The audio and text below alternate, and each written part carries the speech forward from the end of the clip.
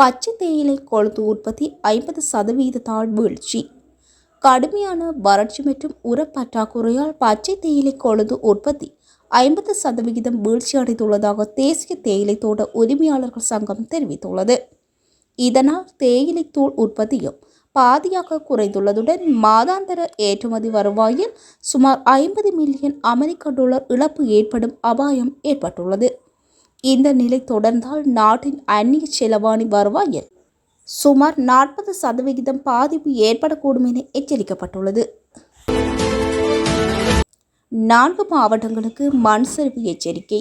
சீரற்ற வானிலை காரணமாக கண்டி, கேகாலை, நுவரெலியா மற்றும் இரத்தினபுரி மாவட்டங்களின் பல பகுதிகளுக்கு மண் சரிவு முன்னெச்சரிக்கை விடுக்கப்பட்டுள்ளது. தேசிய கட்டிட ஆராய்ச்சி நிறுவனம் வெளியிட்டுள்ள இந்த எச்சரிக்கை இன்றிரவு 11 மணி வரை அமலில் இருக்கும். அபாய பகுதிகளில் வசிப்போர் அவதானத்துடன் இருந்து அதிகாரிகளின் அறிவுறுத்தல்களை பின்பற்றுமாறு கேட்டுக்கொள்ளப்பட்டுள்ளது. 60 பேருக்கு சர்ச்சைக்குரிய விசா வழங்கியது யார்? பின்னணியில் செயற்பட்ட மறைகரம் ஆபத்தாக மாறும் இலங்கை.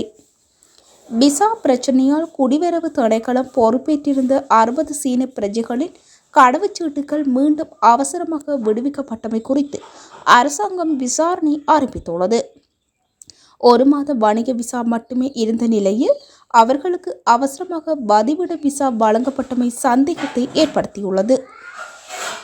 இந்த விவகாரம் தொடர்பில் எதிர்காலத்தில் குற்றப்புலனாய்வு திணைக்களம் ஊடாகவும் மேலதிக விசாரணை நடத்த திட்டமிடப்பட்டுள்ளது. சிவில் பாதுகாப்பு உத்தியோகத்தர் பரிதாப மரணம். திருகோணமலை சோமபுர பகுதியில் யானை தாக்குதலில் படுகாயமடைந்த சிவில் பாதுகாப்பு உத்தியோகத்தர் சிகிச்சை பலனின்றி உயிரிழந்துள்ளார். யானை மின்வேலி பாதுகாப்பு கடமையில் ஈடுபட்டிருந்த போது தாக்குதலுக்கு உள்ளான 38 வயதுடைய MM டில்ஷான் திருகோணமலை பொது வைத்தியசாலையில் சிகிச்சை பெற்று வந்த நிலையில் நேற்று உயிரிழந்துள்ளார். சம்பவம் தொடர்பில் சேருநுவர போலீசார் மேலதிக விசாரணைகளை முன்னெடுத்து வருகின்றனர். மோசமடையும் வானிலை. ஆற்று பகுதிகளில் வசிக்கும் மக்களுக்கு வெள்ள அபாய எச்சரிக்கை. மகாவலி, களனி மற்றும் களு ஆறுகளின் மேல் பகுதிகளில் பெய்த கனமழையால் ஆறுகளின் நீர்மட்டம் வேகமாக உயர்ந்துள்ளதாக நீர்ப்பாசன திணைக்களம் தெரிவித்துள்ளது.